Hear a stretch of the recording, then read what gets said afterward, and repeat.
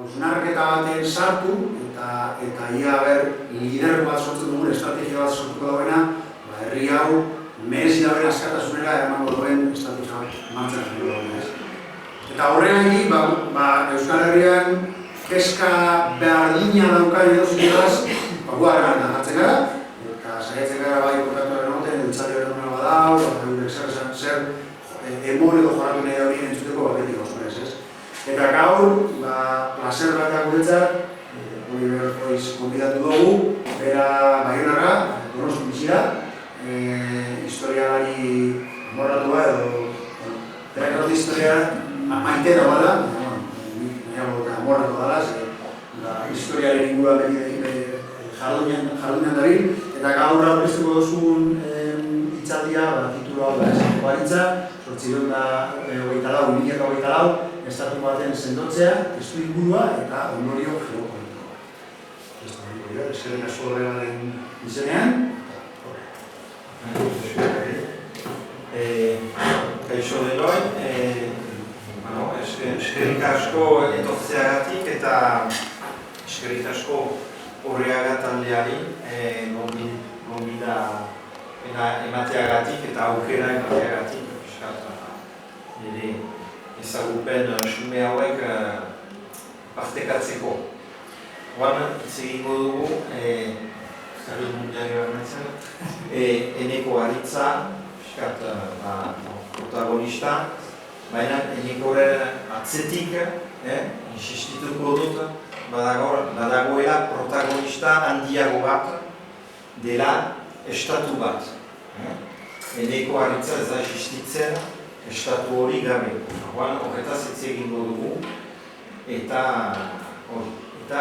hasi baino lehenago egingo dut pixkat apainketa bat, eta zabalduko dut bandera bat, pixkat markatzeko terrenoa. Pixkat hori egitea batzutan, gogoratzeko, non kokatzen diren hitzaldi honekin.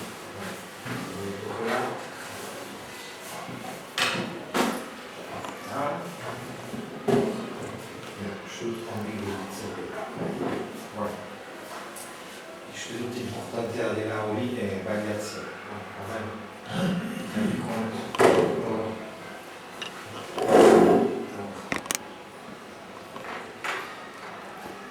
Eneko Aritza aurten 1200 urte izendatua izan dela Iruñako estatuko burua bezala. Lehenik sarrera moduan, ni gaztaroan Baionan bizitzen nintzen, eta gogoratzen naiz oso ondo, 87an, 1987an, Frantziak ospatu zuela Hugo Capetoren 1000 urtekoa. 1000 urte pasatu ziren Frantziako erregea izendatu zutenetik Hugo Capeto. Eta Frantzia errepublika ezanik, asko ospatu zuen gertakari hura, nahiz eta 1000 urte pasatu izan.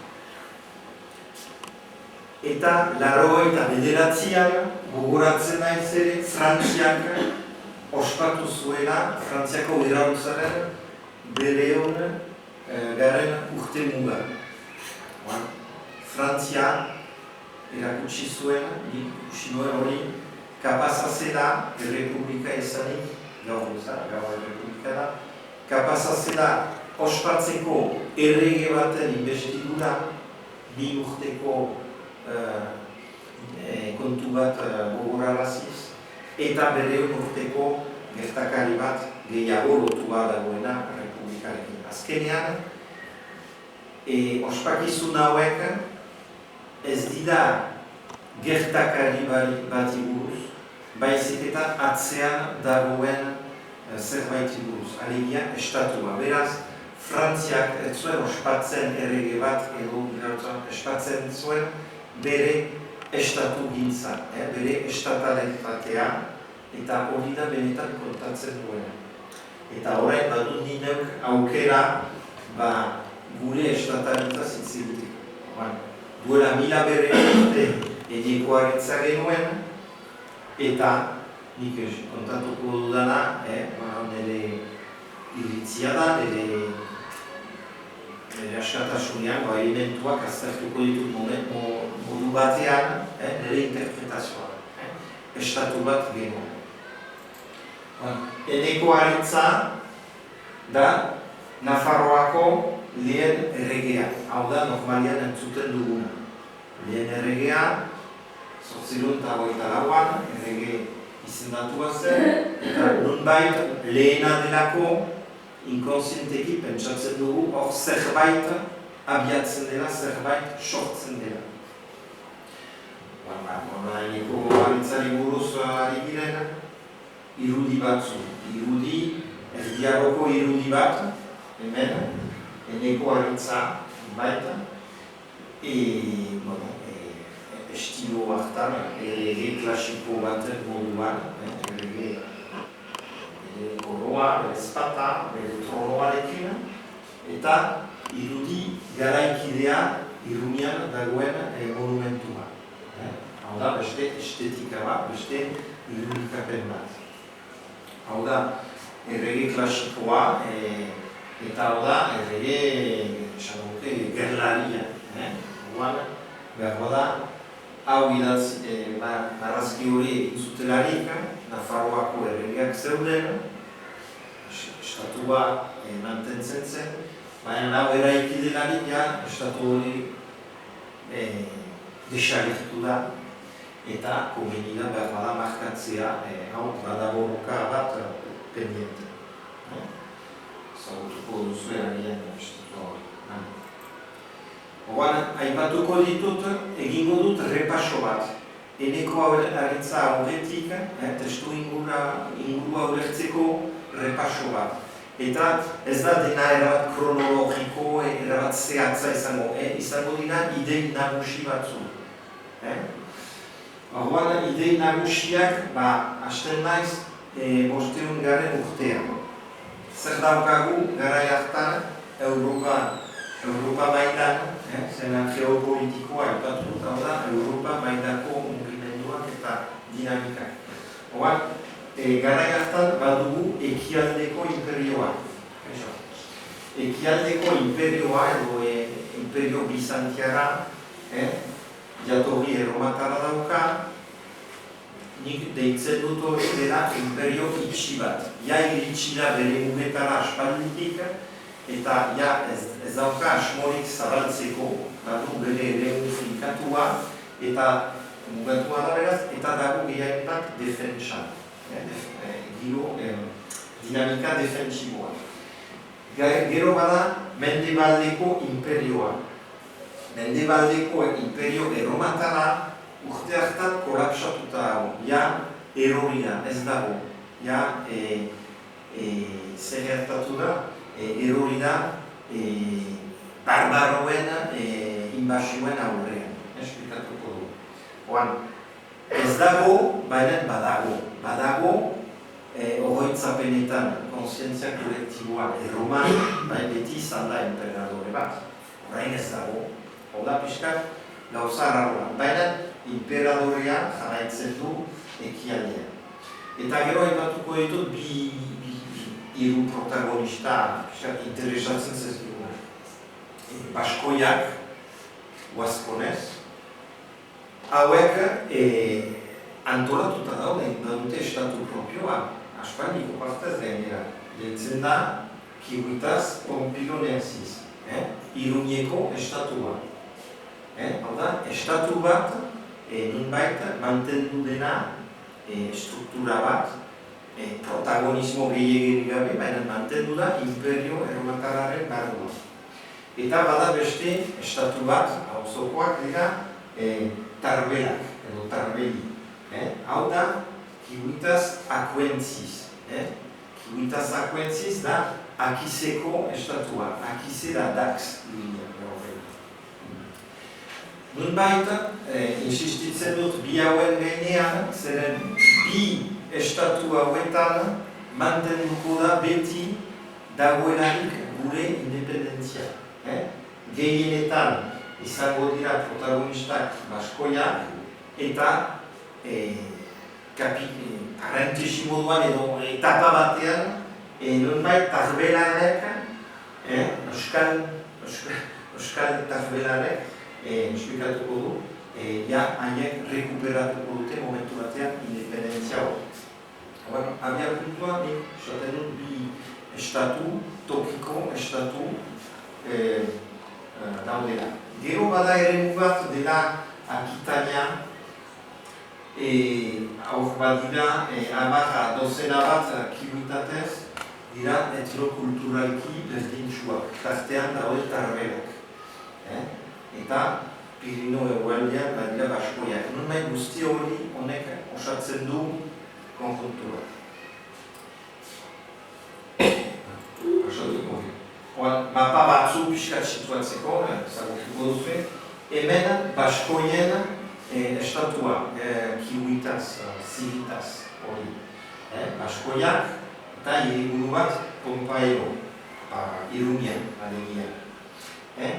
Hau da, egitura bat existitzen dena Romatar Imperio garaian, eta hau izango da nonbait referentea urrengo kapitulu guztiak ulertzeko. Hemendik garatuko da dinamika bat independentzia garatzeko. Eta hauen hauzoko, iparaldeko hauzokoak tarbeliarrak. Hau da, Aturri, Arana, Akize hiriburua, gaur Dax, eta eremu hontan dirudienez, sartzen dira gaur ezagutzen dugun iparalde, Biarno eta Akizeko eremua. Tarbenak, Zezaren garaian da estatu potente bat. Eta hau litzateke nonbait Tarbearen estatua, eta hau ere integratua geratzen da Erroma barruan. Jarri dut irudi hori da simbolo erromatar imperio beratiaren garaian, kristanu garaian erabiltzen den simboloa. Da bi letra, J eta Ro, grezieraz, Kristoren izena. Horien artek, bere dontitia famatu honetan, aipatzen du hori deskribatzeko piskat Nafarroako simboloa. Oan simbolo hori aipatzen da. Hitz batzu Akitania inguruan. Akitania da eremu bat urrituko dena bai izenaren aldetik, bai estatusaren aldetik. Esan dugu da talde bat, hainbat kiwitaz biltzen duena. Zezaren garaian Akitania hau da. Garruna eta Pirineo arteko eremu bat. Hau da, etikoa Zezarek zehazten du hauek ez dira galianak, hauek beste zerbait dira. Baina imperio garaian erromatarek sortuko dituzte beste administrazioak eta sortzen dute Akitania administratibo handia. Pasatzen dira Akitania txikitik, Akitania handira, nun jatorrizko Akitaniarak minoritatean daude Galiaren aurrean. Hau mantentzen da mende batzu eta imperio berantiarra garaian zatitzen da. Imperio reformatzenaz, provintziak egokitu garriak. Eta berriz sortuko da provintzia bereiztua, etnikoa. Eta hau, zatiketa honetan geratuko da Akitania izena gabe. Akitania izena berea zena galtzen du, zeren geratuko da gainontzeko Akitania administratikoan, eta beste izen bat hartuko dute Noven Populania. Eta hau garatuko da imperio bukaeran eta imperio erortzerakoan Noven Populania bezala. Eta gero Frankoen eraginez, Noven Populania hori ere izena aldaketa pairatuko du eta bihurtuko da Baskonia. Lurralde berdina pasatzen da izatetik, Akitania izatetik, Noven Populania izatera eta geroxeago Baskonia. Eta gaur egun Gaskonia edo Baskonia. Orduan, Erroma erori da eta erori da barbaroen inbasioen gatik, irrupzioa. Barbaroak sartu dira bat baten imperioa. Orduan, zer daukagu? Imperioa mantentzen da. Eta bada imperadorea bat, dela kargu, munduko kargu supremoa eta Bizantzion dago. Ez da gertatzen, hau da nire interpretazioan, botere utxunerik, kimuitatez eta imperadorea artean. Hau segitzen du funtzionamendua, zen bada eksperientzia duziat funtzionatzeko, eta kimuitatez kapazak dira nahien karguz funtzionatzeko. Bakarrik falta da ohiko bitartekaritza, emperadorea, zentroa eta tokiko realitate artean.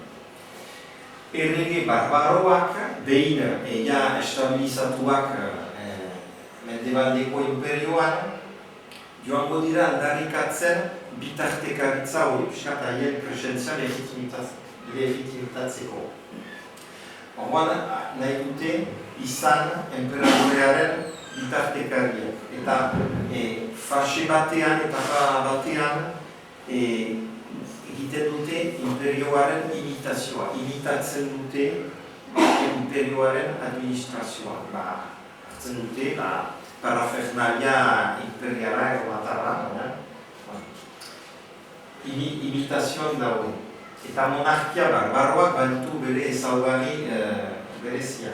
Hau da, badago militarismo bat, hierarkia, nomadismo kontzeptua, dira herri batzu ibili dira Europan zehar, oan estabilitate ere ez daukate, badute tendentzia inestabe izateko, kanpora begira eta barrura begira, arpilatzea horikoa da, eta ekonomialdetik ez dute oso ondo asmatzen.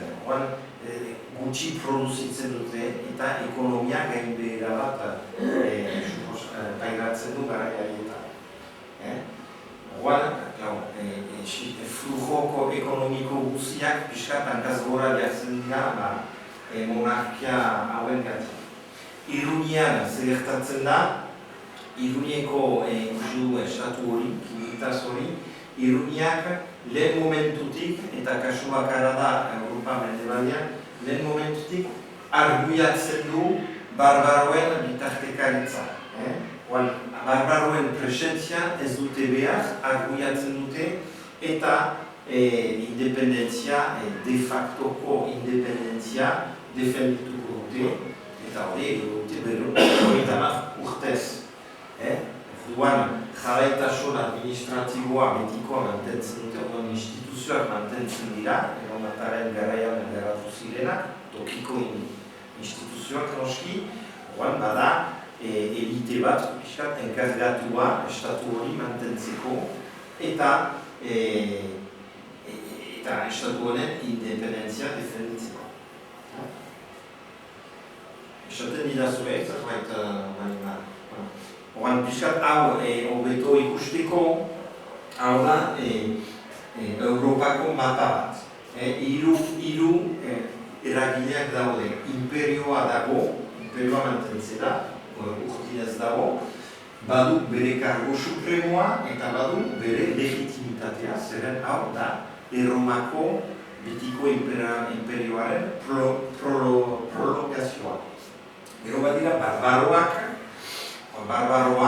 Franco, Visigodo, Suego, Lombardo, hauek unbait modu desordenatu baten kokatu dira hainbat lurretan eta behin estabilizatuta unbait paketzen da pixkat eta behar dute zentzua hori eta horrein zer. Oan, lantzen dute unbait bitartekaritza asunto hori. Nunbait, harremanetan jartzen dira imperioarekin, pixkat, hau homologatzeko. Eta gero, badira baskoiak. Mapa hontan, hemen, bakarrik, hauek daude pixkat ez imperio barruan eta ez barbaro eskuetan. Oan gertatzen da, baskoiak independientiak dira eta zeintzu dira haien ezaugarriak, bertakoak dira, badute legitimitatea independentia izateko, zer mantendu dute zeukaten estatua, baina ezaugarri bat daukate, ez daukate kargu supremoa. Barbaroek badituzte regea, imperioan bada imperadorea, eta baskoien artean ez da kargu supremonik. Uste dut, nik hau da nire interpretazioa, baskoien kargu nagusia nunbait mantentzen dira, simbolikoki edo teoria batean, mantentzen da imperioa. Baina, nola ez daude konektatuak imperioarekin, independenteak dira eta kargu supremoa urrun daukate. Baina oso ondo etortzen zain, zen bere eta urtez moldatzen dira. Horreratzen dira. Hor, beste ikuspegi bat, askatasuna eta basailutza. Ikusi du aurreko mapan, momentu batean, Bizantiak erromatarrak, imperioak asozitan, imperio legitimoa Hispanian dagoela. Eta dokumentatuta dago patrizio erromatar batzu bitartikaritza lana egiten dutela Iruniarekin. Bisigodo errege batek presoak hartzen dituelarik baskoien artean, bada kasu bat topatzen dituela bi noble erromatarrak presoen hartzen. Hor suposatzen da, bitartekaritza dagela Espainian dagoen imperioa eta independientiak diren Iruñekoen artean. Horban, alegia, Iruñan zitaz konpioneziz erabat aske dago. Eta hainbat garaipenak agertzen dira. Interpretatiboa da, garaipena bezala. Frankoen kontra, Bladast dukearen kontra, hau bisigodo bat da, skultila erregea, hau iristen da oliteraino. Oliten nunbait markatzen du iritsi da, horrek esan edo ez dena gora godioan. Oliten frenatua izan da, Arimbert, hau ondoko urtetan,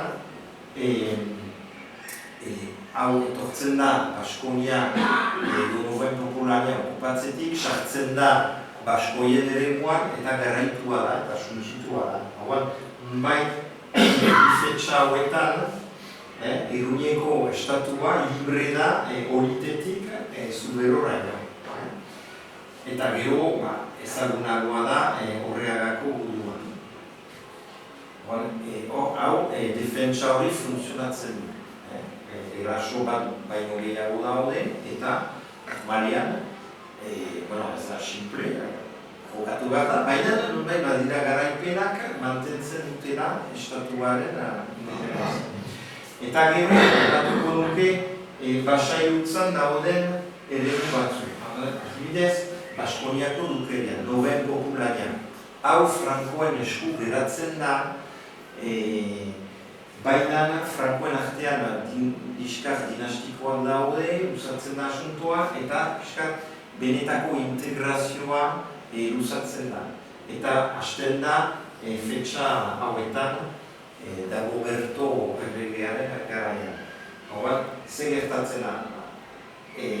Frankoek bai kontrola hartzen dute Noven Popularia, baina aurreratzen direlarik, Arimbert garaitua da eta bukatzen da ekspedizioa. Hauan, gelditzen dira Baskoniako agintzen dute Baskonian, eta hau nunbait kontrolatzeko sortzen dute dukeri bat basailua izango dena. Noven Popularia bihurtzen da dukeria bat. Eta Baskoniako izena esleitzen zaio, nik uste dut, nonbait konpentsatzeko pairatu duten porrota Baskoien esku. Baskoiak berez dira Iruñako jendea. Eta erabiltzen dute modu politiko batean izena erakusteko berez haiek dominatzen dutela, naiz eta porrota jaso. Baskoniako dukerian azkenean instalatuko da dinastia propio bat, fetxa honetan dukea musulmanoen kontra garaipenak lortzeagatik. Zeren, lehen ikusi dugu bisigodoak zela, orain agertu dira musulmanoak. Musulmanoen etorrera aurre ikusia zen, zer sorpresa bat izan behar, baina ere bisigodoak sorprenditu dira eta tita batean likidatuak izan dira. Eta musulmanoek ordezkatzen dituzte bisigodoak. Guri interesatzen zaiguna da gogoratzea Baskoi familia bat musulmanoa egiten dela eta trukean hartzen du nonbait eremu bat kontrolatzea Ebro Arabian. Hauek dira Banu Kashi. Hauek badute eremu bat, baina daude Kordobako musulmanoen menpe, Basailutza. Banu Kashi badute ibiltzeko aukera, baina Basailutza.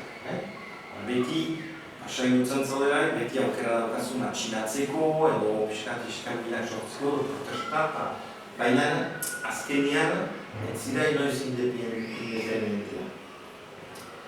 Orduan, Baskonia eta Banu Kashi biak satelizatuak dira bata Frankoekin eta besteak Kordobarekin, eragingo dute kortsoi moduan Iruña askea babeskuz. Aurreratzen dira eta Europan bada nonbait efektu kolpe bat. Da Carlomagno enperadore izendatzea. Hau, 800 urtean egiten da. Zer gertatzen da, aita sainduak nahi du Grikaguz ibili, orain arte zegoen Imperio Bizantiaren barruan eta orain nahi du pixkat aprobetxatuz Bizantion barne istiduak daudela, nahi du bere kontura ibili. Badu proiektu imperial bat. Eta proiektu imperiala nonbait aktibatzeko hautatzen du jefe bat, jefe militar bat, hautatzen du Carlomagno. Eta ondoko urtetan, hau da Carlomagnoren irudi pixkat moderno zagabekidean, ikusteko irudikatzen da nola izan zen, eta hemen beste irudi batean ikusten da Eneko Aritzaren nonbait izendapena. Gobernantzako bi estilo ezberdinak. Hau da, oinagi barbaroa, germaniko, esan dugu, militarra, hierarkikoa, goitik bera,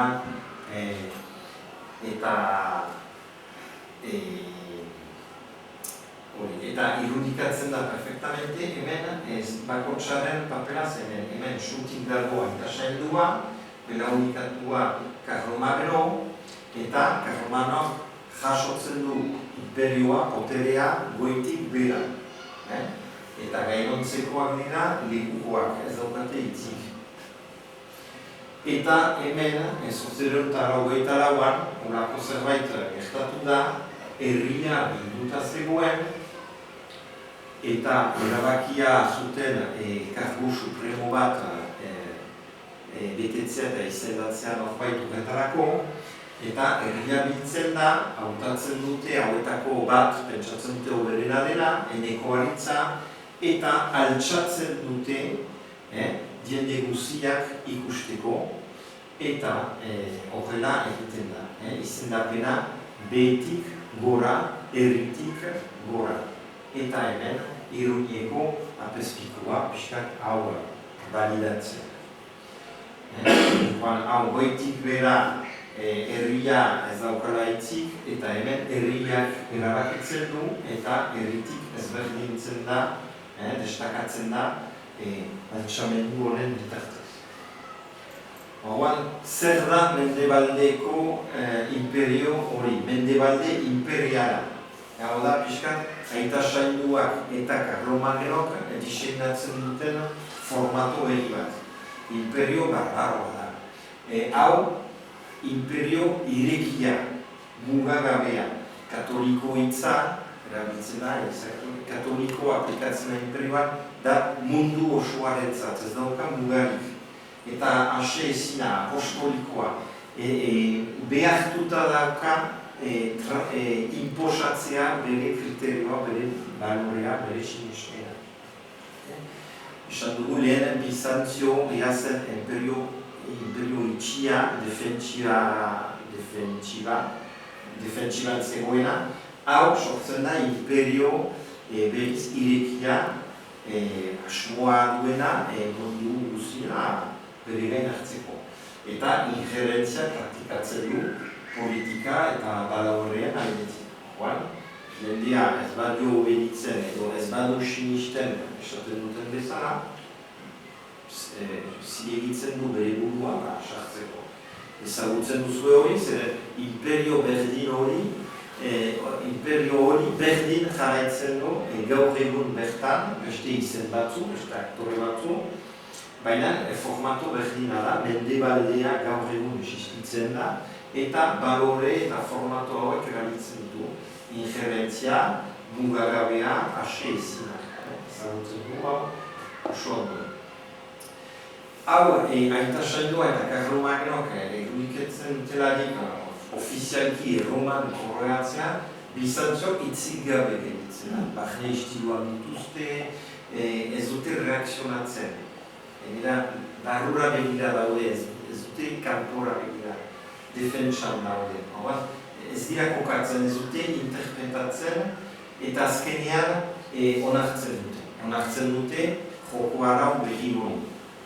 Onartzen diote aita sainduari gaintasun bat libreki izendatzeko emperadore bat Mendebaldean, eta onartzen dute emperadore hau barbaroa izatea.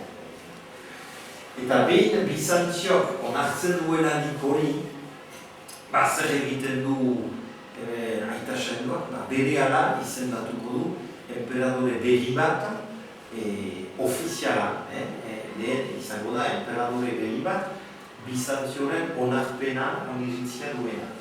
Eta hau izango da Lotario. Lotario izendatzen da, koroatzen da emperadore Erroman, Basko egunean, sortzeron eta hogeita hiruan. Eta horrek zer suposatzen du. Lotario emperadore ofiziala dela, esleitzen zaio Mendebalde kristiano guztiaren agintea. Irunia barne.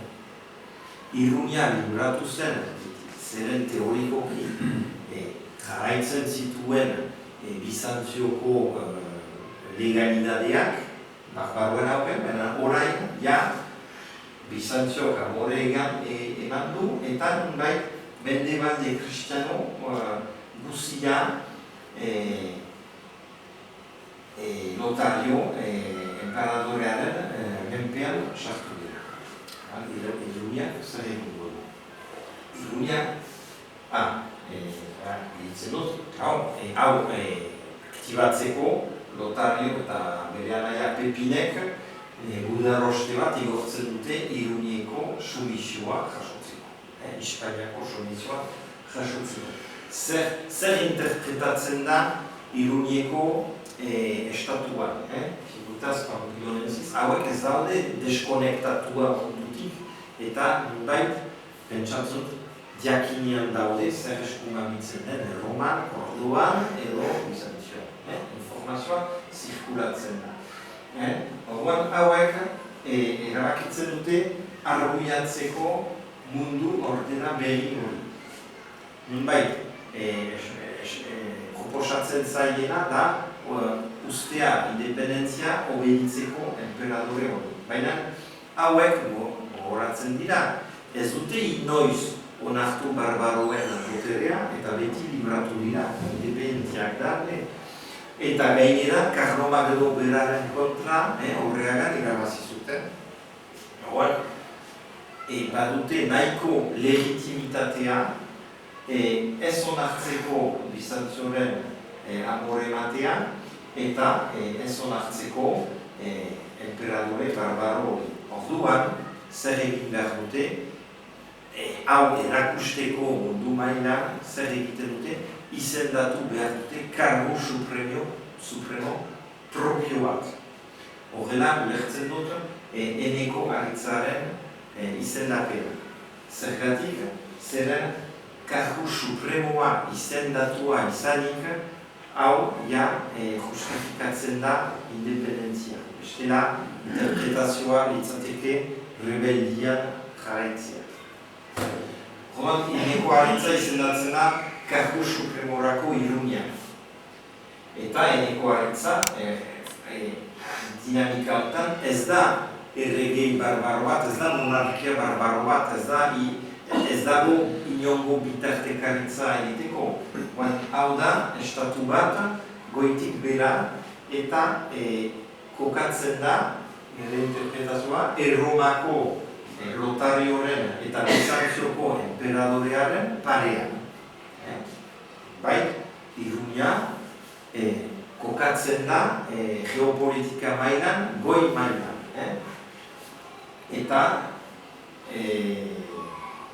Eta erabaki honekin ere, Iruñak erakusten du ez dagoela zorretan aita sainduarekin. Iruñeko estatuak existitzen da Erromako Elizaren aita sainduaren laguntza gabe, ez dago zorretan. Horrek berehala baditu ondorioak, Hispania mailan. Zer gertatzen da, Hispania guzia imperiotik kanpo geratzen da. Eta gainera, bidali zuten gudarostea Aurreagan suntsituta geratzen da. Orduan, Aurreagako garaipen honekin, ez bakarrik ez da integratzen Iruña imperio behi hontan, baizik eta Leongo erresuma joan zena garatzen Don Pelaio eta hortik musulmanoen kontra, Leongo erresuma geratuko da imperiotik kanpo denbora luze batean Iruñako jageragatik. Eta kasualitatez edo justu fetxa hauetan Santiagoren hilobia hartu zuten Konpostelan eta montatuko da dinamika bat Santiago bideak bilatkatuko dena, baina Leon geratzen da imperiotik kanpo. Europa bukatzen da Pirineoean eta Hispania Europatik kanpo geratzen. Hor, uste da, mapa batean. Hau da, imperioa, berrantolaketa batzurekin, eta ikusten da hemen, Frantzia, eta hemen dira musulmanoak, hemen dago Iruñako estatu independentia, Eneko Aritzaren dinastiarekin, eta Leon hemen dago, eta ez dago konexio zuzenik Leon eta kontinentalen artean. Hau da egoera, eta gainera Eneko Aritzaren garaitik joaten da egonkortzen. Egoera estabilizatzen da eta badu tendentzia horrela geratzeko. Eta ez bada kanpotik eragiten, hau horrela jarraituko dugu, kanpoko eraginak izango dira pixka hau modifikatzeko. Eragina berriak. Eneko Aritzaren dinastia, familia, nahiko ondo kokatzen da bere inguruan. Ezkontzen bitartez, lortzen dira aliantzak, eta ikusten da, Kordobako kalifak, emakumen ezkontzen bitartez dira Eneko Aritzaren familiakoa. Leongo erregeak berdin. Baskoniako dukea, pixkat Karlomagno ingondoren eta gero orain Iruña independizatu den Eneko Aritzarekin dinastia bat indartsu jarri da Baskonian, hau ere dago eneko aritzarekin familia egindakoa. Eta iristen dira Antso Handiaren garaira, Antso Handia da Hispaniako arbitroa, badu kontrol guzia. Eta nire deitzen dut hori, Santiago bidearekin lotuta dago, Saint Jean d'Angelico triunfoa. Zer da hori? Saint Jean d'Angeli da hiri bat Bordale eta Nantes artean. Frantziako Loira ibaia inguruan. Saint Jean d'Angelin aurkitzen dute San Juan Bautistaren burua. Reliquia bat, hau da San Juan Bautistaren burua. Hau importantea da, orduan antolatzen da zeremonia bat honen inguruan eta monastegi bat sortuko da leku hartan Saint Jean d'Angelin eta gonbidatuta daude autoridade guztiak. Zeintzu joaten dira Saint Jean d'Angelina, joaten da Frantziako erregea bere duke guztiekin, edo duke askorekin. Akitaniako dukea, Borgoñako dukea, Normandiako dukea, hor dago. Eta etortzen da Antso Handia, Nafarroatik, eta noren konpainian, Baskoniako dukearen konpainian. Bi hauek joaten dira beste mundu batetik. Tortzen dira Hispaniatik konpain, nahiz eta Baskonia berez erantzun behar dio Frantziako erregeari. Saint Jean d'Angeli ekitali hartan bi mundu aurrez aurre daude. Frantzia eta bere dukeak eta Nafarroa eta Baskonia.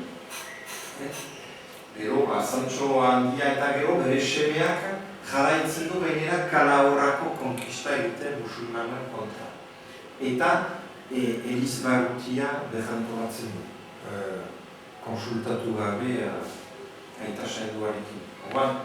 Hau, nunbait, hau erakusten du, Nafarroa gainuran dagoen. Eragina aldetik. Bitartean, Roma, eta saindua betiatzea mugimendu guztioan atzen dago, Romak berrantolatuko ditu gauzak. Xudugu mafan, Karlomak noren imperioa modifikatuko da eta bihurtuko da imperio germaniko, Alemanian zentratua. Eta Frantzian, Karlomak noren familia eritik entzen da eta sartzen dute familia behi bat, Capeto, Hugo Capeto. Frantziak, ospatu zuen 1000 urteko historia hori. Eta fetxa honetan, errege berri bat, dinastia berri bat Frantziak.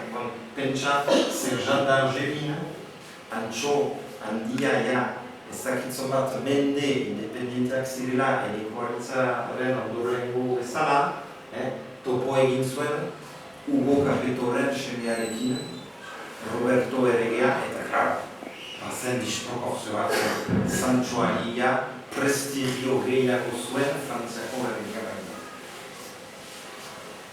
Gero, gertakari batzuk erakusteko eragina ze indartsua den. Zendatzen da lehen aita sainur germanikoa. Hau Romak prestatzen du separazioa mundu klasikoarekin.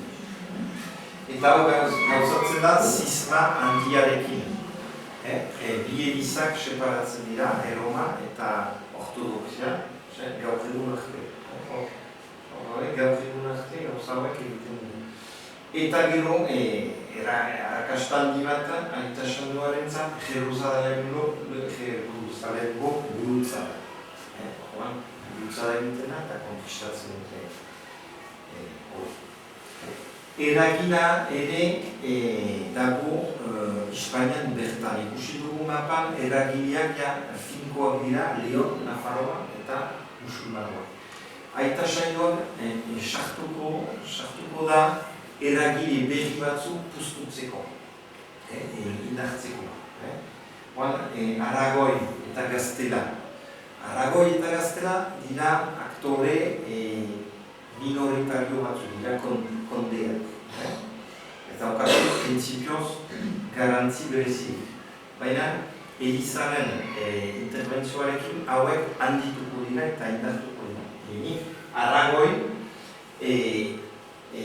izango du bere alde hori, Aita Sainduak antolatutako gurutzada bat Barbastro hiria konkistatzea.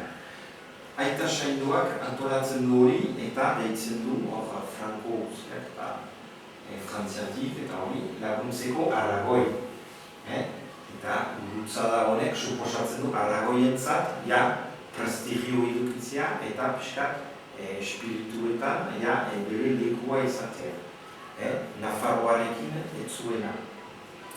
Eta denbora gutxitara, Iruñeko karangora batzuen ondorioz, gainera Iruñeko errege duko dira. Beste eragile bat, Gaztela, hau ezagutzen dugu, Gaztela, azkar batean joango da Leon kontrolatzera, baina garrantzitsuago joango da Toledo konkistatzea, fetxauta. Toledo da bizidua, kapitala, hiriburua, eta konkista honek ematen dio Toledo, ematen dio Gaztelari sekulako protagonismoa eta lidergo bat. Honen ondotik, dinastia aldaketa bat antolatzen da Gaztelarentzat. Horrela dira, bi alaba, zehazki, bat ezkonduko da Borgoniako jaun batekin. Borgoniako jaun honen anaia izango da Aita Saindua. Eta ezkontzatik jaiotako aurra izango da Alfonso errege, Espainiako Gaztelako lehen errege Frankoa. Ez daukat jatorri ez Nafarra, ez Leondarra. Hau da Frankoa, Borgoniako bat. Eta beste alaba bat ezkontzen da, beste jaun Borgoniakoa batekin, hau da Frantziako lehen usu bat, bi Borgonia dira. Sortzen da Portugalgo konteria, eta gero dinastia berria izendatzen da, hau da xede bat, eta Alfonso errege izendatuko du Aita Saindua, Portugalgo lehen errege. Ikusten dugu maniobra batzu. Eta zeintzu dira maniobra hauen helburuak, Erromako eragina handitzea, oski, baina Iruña inguratu, hau gertatuko da. Espainia konektatu fisikoki Europa kontinentalarekin eta posible bada gainera islama kanporatzea ondo. Ikusten dugu mapa batean. Aurreko mapan hemen baginituen bakarrik 3 eragile. Musulmanoak, Leon eta Iruña. Hor, aipatutako maniobra hauekin beste eragile batzu daude. Portugal, Gaztela, Aragon.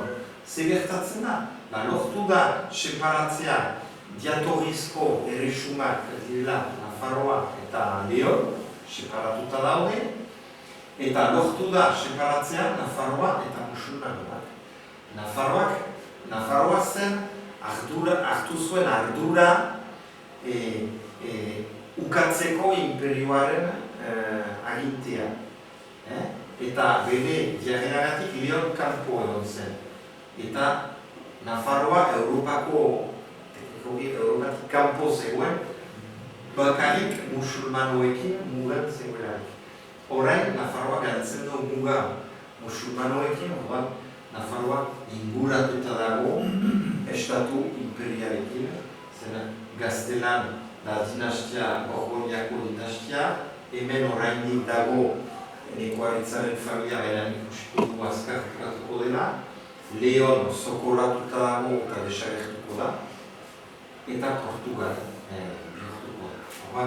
Hemen bi talde, bi erresuak badu protagonismoa nagusia dira imatuak, dira familiatuak, da Portugal eta Gaztia, zen ezkontza bitartez jaio dira eta gaur egun ere hor daude. Espainia eta Portugal. Gainontzeko guztiak existitu dira maniobrak aurreratzeko eta orain desagertzeko. Zer norengoa, zer adibidez? Baroma azkarrago. Iruña, historia hauetan Iruña ahultzen da. Badira korriente batzu, dinamika batzu Iruñako erresuma ahultzeko. Zentzu dira, lurralde banaketa egiten dut antxoan dira. Aragon, ez dira, Elizak bultzatzen ditu liskar dinastikoak. Aprobetxatzen du testu inguru hori liskar dinastikoak sortzen. Lehena, ezaguna da, Atapuerca. Hor borroka bat dago eta dinastia burua hil da. Ja, errespetua galtzen zaio Nafarroako lehentasunan. Eta gaztela indartzen da.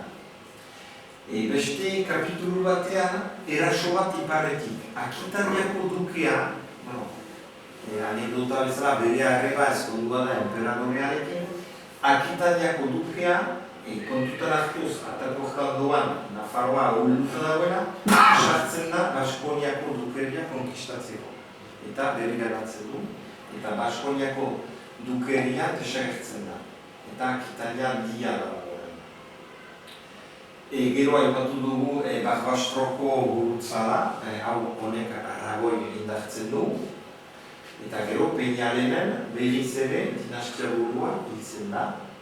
Eta hoia da etapa baten bukaera, eta nonbait sortzen da Aragoi Iruña batasuna. Aragoi Iruña batasuna gehi beste eragile dagoena da Barcelona, hor sortzen da, akzeleratzen da Ebro Aranaren konkista. Konkista egiten da, Tarragona konkistatua da. Tarragona.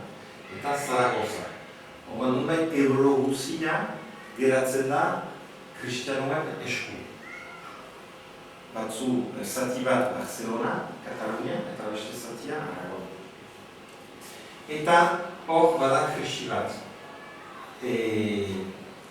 Hogeita malauan, Aragoi eta Iruña arteko haustura bat zegertzen da.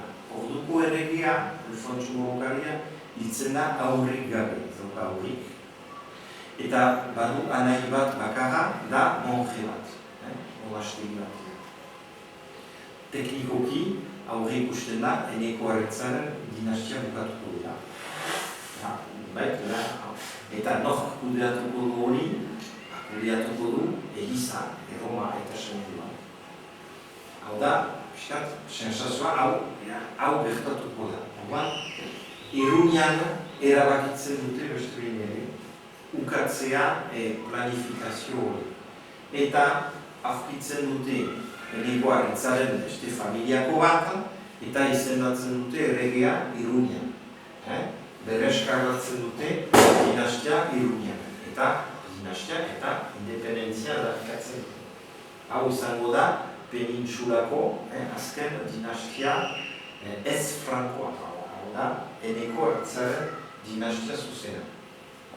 Baina Aita Sendok ez du nartzen. Aita Sendoak egiten du jokaldi bat, nunbait hemen haustura etzen gertatu behar eta errege bat hautatzea dela, nunbait esango denuke gaur, separatismoa, ez da legala.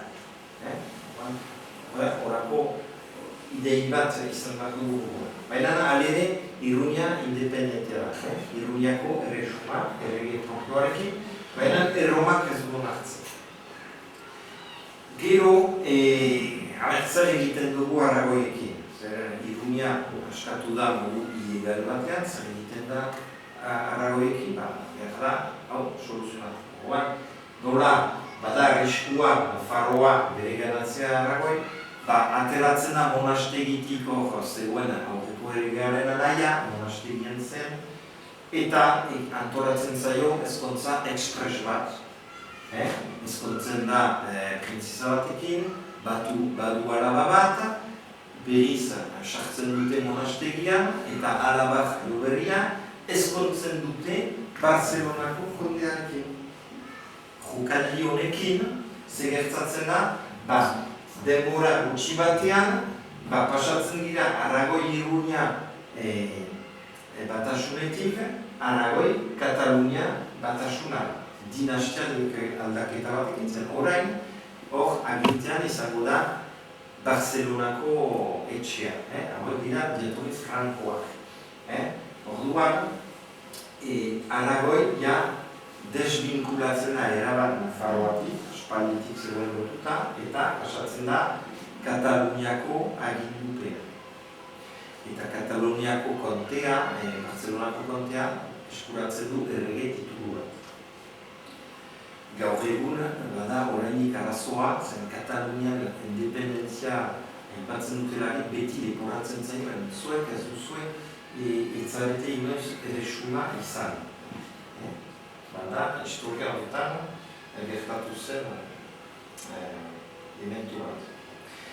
Bueno, orduan esan dugu, alaba jaio beheria ez konduzela Barcelonako kondearekin, alaba handitzen da, eta gero, aurrak ditu.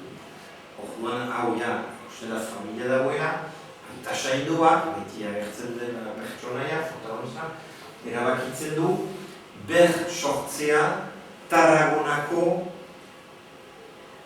arzobispo edo artxibarutia. Tarragona musulmanoen esku zen. Orain, konkistatua da, askatua da, antolatu behar da, arzobispo bat izendatzen da Tarragona. Eta arzobispo honek behar ditu azpikoak, apizpikoak, bere menean daudenak. Orduan, aita sainduak izendatzen ditu zein apezpiku obedituko dioten Tarragonako arzobispoak. Eta tartean sartzen du Iruñeko apezpikuak. Iruñeko apezpikuak obeditu behar dio Tarragonako artxipezpikuari. Diakinik, Tarragonako eremu hori kokatzen dela Katalunia-Aragon batasun politiko batean. Ze gertatzen da, sortzen zaio Eneko Aritzaren dinastiari problematika bat. Zen, hau badago bi elementu dinastiaren da Iruñeko erresuma eta Iruñeko elizbarrutia. Iruñeko elizbarrutia derrigorrez lotuta dago Tarragonarekin, ze gertatuko da Iruñeko erresumarekin, elizbarrutia Tarragonako zatia bali bada, agian erresuma ere Tarragonako edo Aragoiko zatia zen behar da. Orduan, bada problematika bat, gainera, ezker eta sainduak ez du onartzen Iruñeko errege titulua. Nik uste dut, testu inguru honetan ulertu behar dela erresumaren izen aldaketa. Eta pasatzen da Iruñeko erresuma izatetik, Nafarroako erresuma izatera. Horrela, nunbait, separatzen dira bi konzeptuak eta bi lujaldetasunak. Bat da Iruñeko elizbarrutia, izango du bere arzobispoa Tarragonan, baina Nafarroa da beste zerbait eta mantentzen da bere estatuarekin, bere erresumarekin. Honera iritsi dira, hau da, Eneko Aritzaren dinastiaren azken jokaldia izena aldatzea erresuma. Piskat mapa bat ikusteko hau, Nafarroa edo Iruñeko erresuma Aragoiekin lotuta eta eren Katalunia da eremu frankoa, frantziarekin hasiera. Bi hauek batuak direlari konkistatzen dute Zaragoza, oso ondo. Eta hauek konkistatzen dute Tarragona. Erregea aurri gabe hitzen delari, hauek erabakitzen ez, mantendu behar da Eneko Aritzaren dinastia eta izendatzen dute errege bat Erromak onartzen ez duena. Eta gero, Erromak antolatzen du guzti honen batasuna, eskontza espres eta hori, kanpu, eta norka egintzen du hemen, Barcelonako kontea. Barcelonako kontea bihurtzen da hemengo errege eta guzti hori kontrolatzen dut. Eta behin, dinastia hori egonkortua delarik, aita sendoak esaten du hau berriro bilakatuko dela artxibarutia, arzoizpo bat izendatuko duela hor, eta gainontzeko apezpiko guztiak iruniekoa barne, obeditu behar diotela. Maniobra honekin, bada arrisku bat, hau legitimazio gabe geratzea, zen apezpikoa galtzen du nunbait, eta estatua mantentzeko behar da agian izena aldatu eta lehenesten da Nafarroa. Orain bioak mapa honekin, hemen bada eremu berdeska bat, hau da Tolosako Occitania, protagonista bihurtuko da laster, Frantzia da. Baina ez dago lotuta Frantziarekin. Zeren tartean, guztiontan, Leonor Akitaniakoagatik, guzti hau geratzen da Inglaterrako erregearen esku. Occitania bere kabuz ibiltzen ari da, eta hori problematikoa bihurtuko da imperio horrentzat. Eta beste eragilea, hau ez duaztu behar, gaztela protagonismo gero eta handiago dauka Espainia mailan, baina ez dago konektatua. Eta Gasteiz eta Donostia gotortzen dira. Fetxa hauetan gertatzen da, nik interpretatzen da, dela neurri defentsiboa. Gasteiz eta Donostia gotortzea, ikusten dira tendentziak nola joaten diren. Eta bada arrakasta diplomatiko bat, ez ustean, kasik, eta ezkontza Ricardo, Lapurdi konkistatu zuen Ricardo, bitartean errege bihurtu da Inglaterran, eta Berengaria printzesa, Antxo Azkararen arreba. Ezkontza dago, eta ezkontza bitartez, nunbait, aurreko kampaina pixkat baketzen da, eta bortu estaldea, Nafarroa berrea, pixkat egonkortzen da, eta forma hartzen du. Batez ere, Garazi eta Amikuse kontrolarekin. Eta karambolaz, zuberoa bere kontura ibiltzen da, bere diago propioarekin. Eta beste ezkontza bat egiten da, Antxo Azkarra eta Tolosako Konstantzia, Occitaniako Tolosa. Separatuko dira, ez dakit duzegat, gutxienez, lehen gusua dira, behar da. Ezkontza hau eta hau, ez da aurrik izango. Ez da aurrik sortzen. Eta gertatzen da, gertakari bat eta gauzak akzeleratuko dira bat batean. Ricardo, dela Antxo Azkarraren koinatua, borrokan nintzen da, eta bere ala, ondoko hilabetean, gaztela dena prest dauka, sartzen da, eta erasotzen du Nafarroa. Gasteizko setioa burutzen da, luzatzen da pixka, enfokea hor diarriz, eta bortxa gaztelak irekitzen du pasabidea bidasoraino. Eta horrela lortzen du behingoz desiatzen zuen konexio fisikoa zuzena Europa kontinentalarekin. Hori da. Gauzak argi dira, Antxo Azkarra,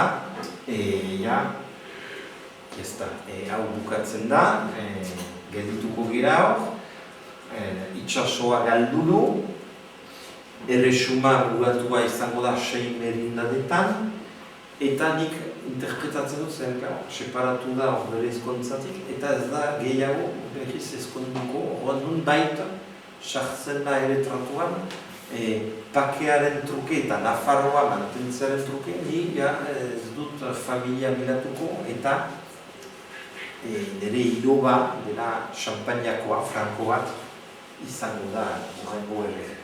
Hori gerta daitekela ere, esan daitekela hori.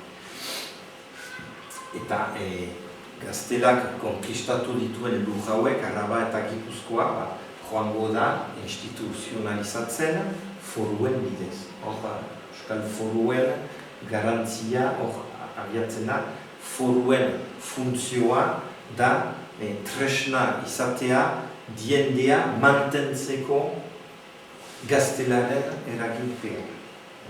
Ez izateko tentazioa berriz bat egiteko Nafarroarekin. Ikusteko konkista hori, 1900ko konkistaren testu ingurua gertatzen da, eta ulertzeko pixkat Sancho Azkarraren zuhtasuna. 1904 aita sailduak antolatzen du gurutzada bat, eta ez dira Jerusalemera joaten dira Konstantinopla konkistatzera. Hau da, ikaragarria. Gaur egun, Mosku konkistatzea bezala. Gauza bat, ikaragarria, Konstantinopla geratzen da aita sailduaren esku gurutzatuen bitartez. Eta ondoko urtetan, beste gurutzada bat antolatzen du, aita sailduak antolatzen ditu gurutzadak, eta Katarroen kontra. Eta joaten dira, Oksitania guzia, suntsitzera, sarraskia, ikaragarriak sortuz. Heretikoak dira.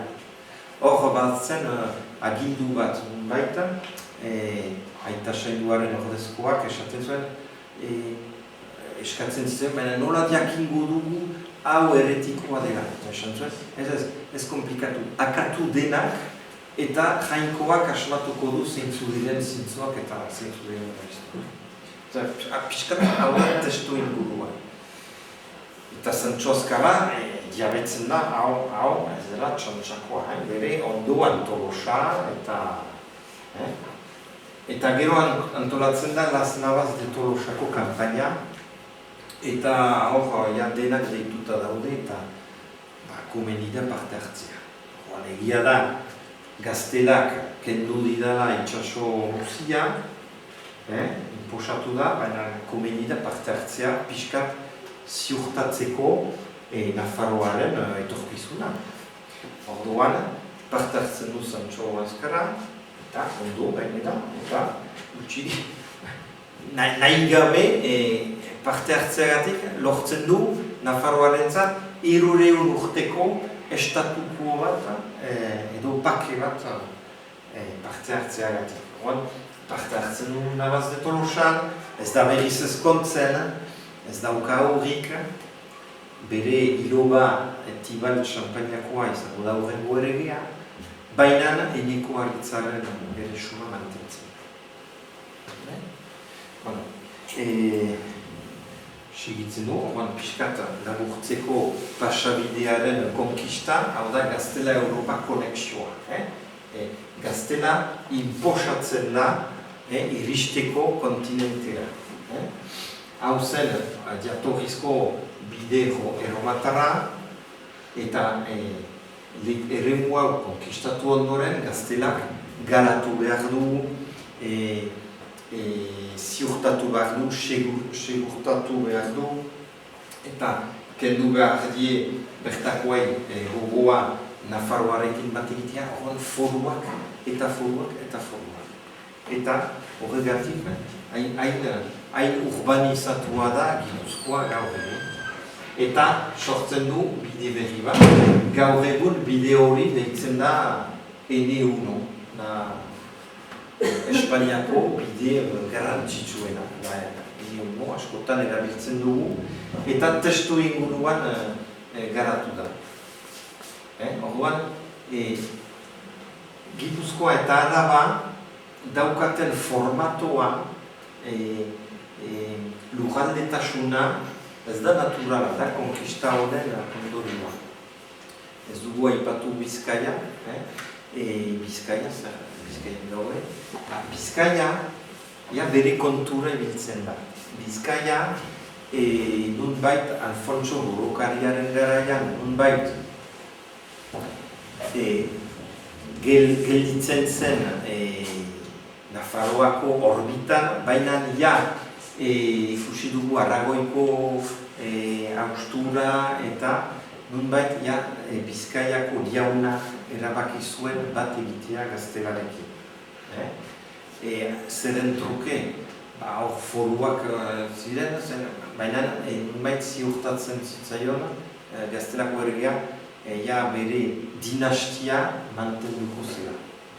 Zela ez traiatzen, zen Bizkaiko dinastia hori, da gehiago konzeptu franko bat, konzeptu baskoia baino. Orduan, Bizkaia, ez da ipatzen, baina da Gaztela barruko barne eragile bat. Gaztelaren zerbitzua. Bueno, orduan, San Adriango tunela badu garantzia estrategikoa eta joaten dira garatzen hainbat eremu.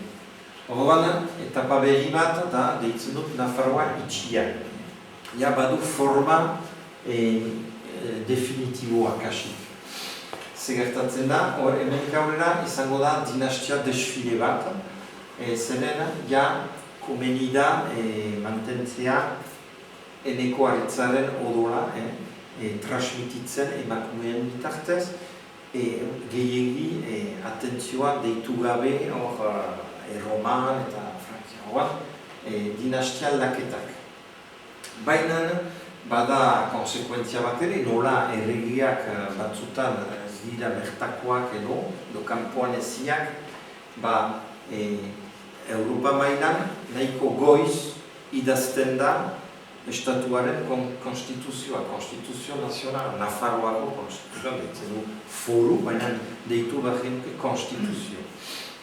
Eta idatzita dago, eta honi esker nonbait estatua txikia izanik ere, indar sendo bat mantenduko du beti gertakarien aurrean. Gauzak idatzita dituelako.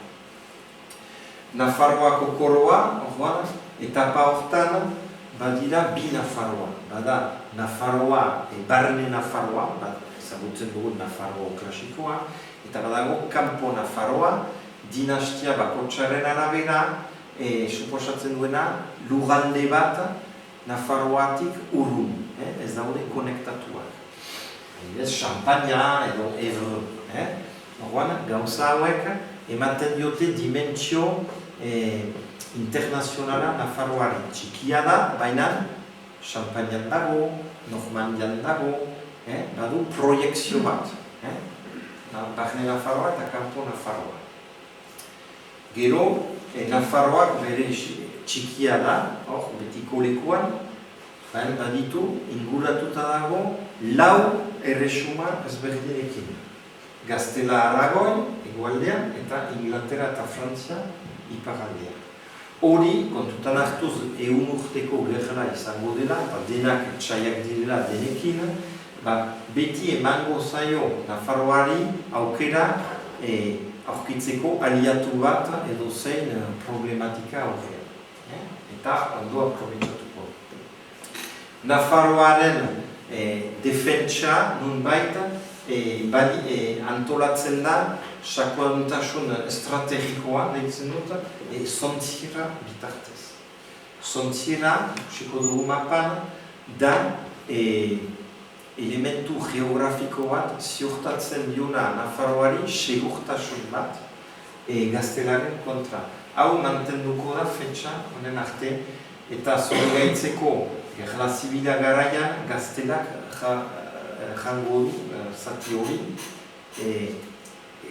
sakontasun estrategikoa kenduz Nafarroari. Nafarroa aktiboa da eta bada saio bat, ez da oso ezaguna, baina nonbait bada aliantza bat Bizkaiarekin. Fetxa hartan, Nafarroako erregearen anaia ezkontzen da Bizkaiko jaunaren arrebarekin. Ula, gaztela, ez dakit, reakzionatuko du, eta azkar batean Bizkaia integratua egongo da gaztela. Bizkaia integratua gaztela. Nafarroak saio bat egiten du berreskuratzeko korridorea, pasabidea. Eta epe motz batean Gipuzkoa, Araba eta Logroño rekuperatzen du. Kontrolatzen du hori. Honek ere apurutan txartzen du gaztela. Gerla zibila bat izan da gaztela, eta probetxatzen da Nafarroa hori lortzeko. Gero gaztelak kontrolartzen du behiz. zer suposatzen du? Gaztelak areagotzen du foralitatea, lugaldea hauen foralitatea. Bada adibide bat berriz joan direla Nafarroarekin. Hau ekintziko foru gehiago emango dugu. Periferia, gure periferia zer da, Zuberoako diauna, nunbait, utzi bat du lekua inglesen. Da urteko garla, eta Zuberoa pasatzen da inglesen esku. Bizkaian esan dugu dinastia propioa zegoela, Aro familia ezagutzen duzue, Aro. Baina ezkontzen bitartez, pasatzen da Gaztelako errege familia eskura Bizkaia. Bada bai ezkontza bat Nafarroarekin, baina ez da ondo baloratzen Gaztelan, eta azkenean integrazioa forzatua gertatzen da Bizkaiarentzat. Hor, hasiko da sortzen Gernikako arbolaren kontua. Eta gero Lapurdi eta Zuberoa, inglesen esku zeudenak, pasatuko dira, urteko gerra da, frantsesen esku. Piskat Nafarroaren panorama. Hor, mapa batean, betiko Nafarroa klasikoa, auzo ezberdinak, Inglaterra, Frantzia, Aragon eta Castilla, Gaztela. Auzoko hauekin beti bada aukera aliatu bat aurkitzeko. Eta hau da, zontzira, hau da, espoloi bat bezala, ziur ematen dio, segurtasuna Nafarroako mugari. Muga handiena da Gaztelarekin.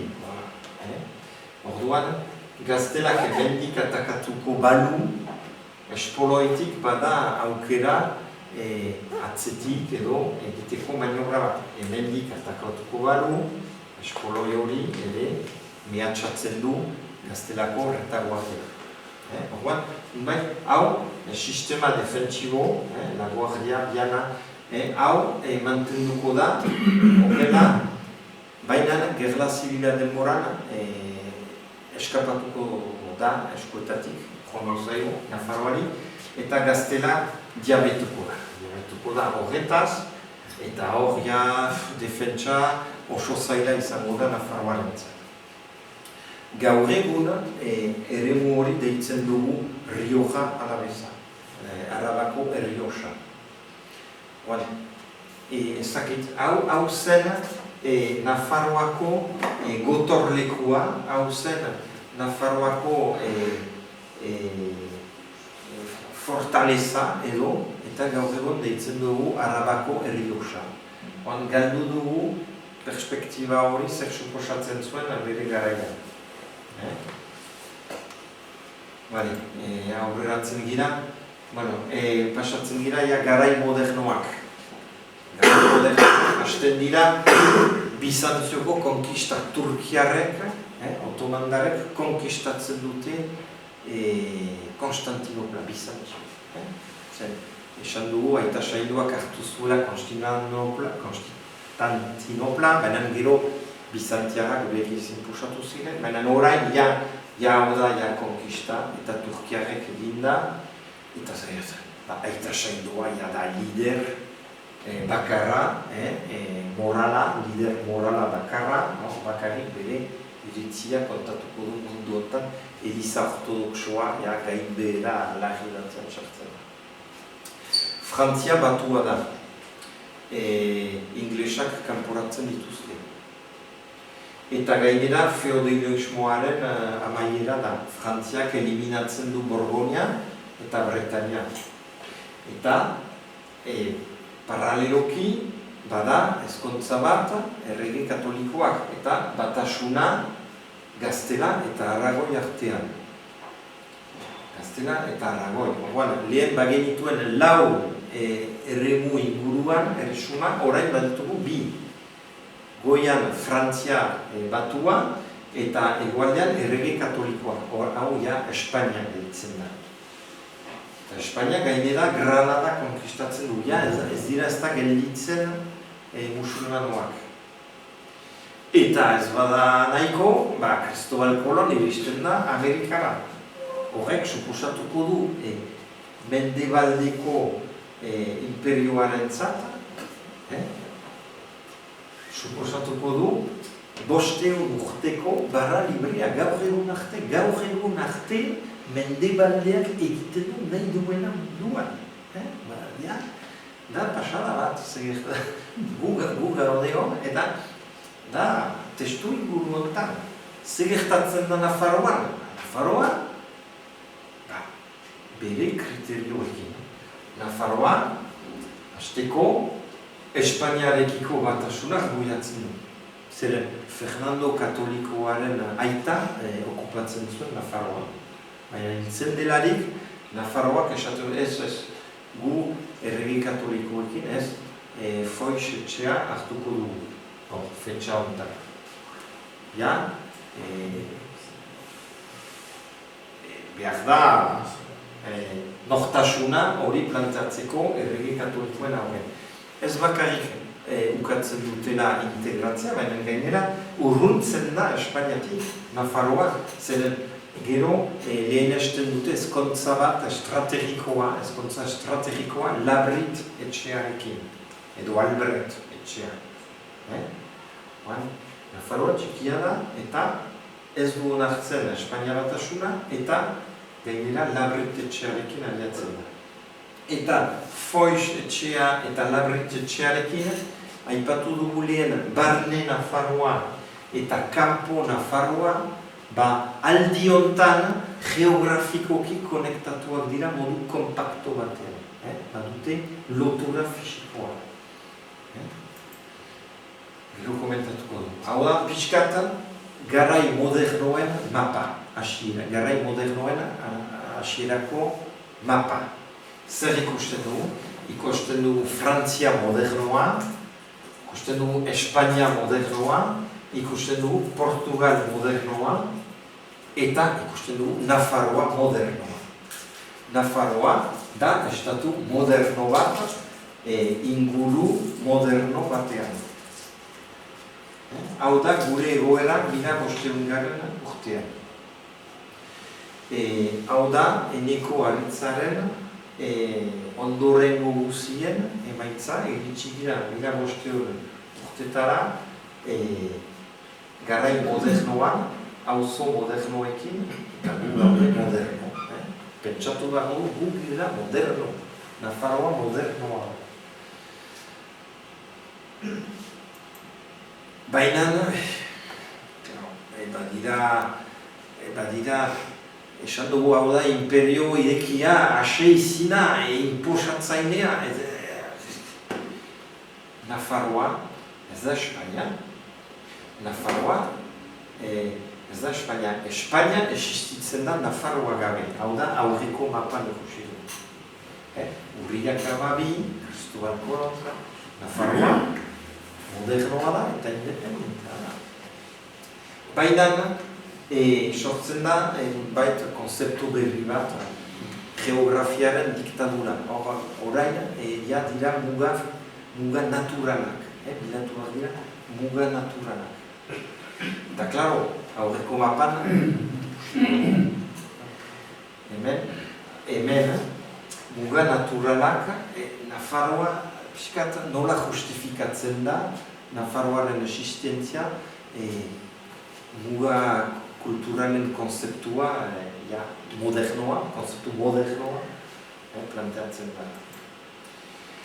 Horban, nunbait, Nafarroa horban moduan ikusten da, hausten du mugaren harmonia, eta nunbait, barrutik ateratzen zaio Fernando Katolikoari, Nafarroak ez du merezi marretan agertzea. Zerrat egin bada, konkista egin dugu. Kasuz beli aurkitzea ez da zaila garai hartan, dira gerla leku guzietatik. Eta Erroma, aita saindua, zenbat aldiz aipatut aita saindua, ados dago konkistarekin. Zeren bat egiten du daukan imperioaren konzeptuarekin. Fernando Katolikoa pres da, aita saindua ados dago, sartzen dira, eta konkista egiten dut. usta egiten dute, baina Nafarroak temati dira eta saiakerak egiten dituz eta independentzia hor dago beti. Eta gero bada imperadorearen diktadura. Honek badu imperio bat donde no se pone el sol. Baina imperadore honek ezin du jasan Nafarroa txikia honen erresistentzia. Ezin du. Iristen da mundu guztara eta ez du jasaten Nafarroa txikia. Sartuko da, eta Doain, eta Maiur, baina hor bada arrazo bat. Ez da ondo ateratzen operazioa, zeren Nafarroako askearen problematika mantentzen da. Zeren Nafarroako zati bat independiente mantentzen da. Esango genuke Nafarro beherria dela, baina hau ez da beherria, hau da Nafarroa. Nafarroak independentzia mantentzen du. Eta bakarrik hori, zati txiki honen gatik, gogoratzen duzue pasabidea, bakarrik zati txiki bat independentea delako bere lege propioarekin, Espainia behartuta dago euskal foralismoa mimatzeko beste hirurehun urtez. Zeren, foruak kentzen badira, galtzerakoan foruak, jendeak aukera izango duke bat egiteko Nafarroa aske batekin. Eta hori ekiditzeko komeni da foruak mantentzea.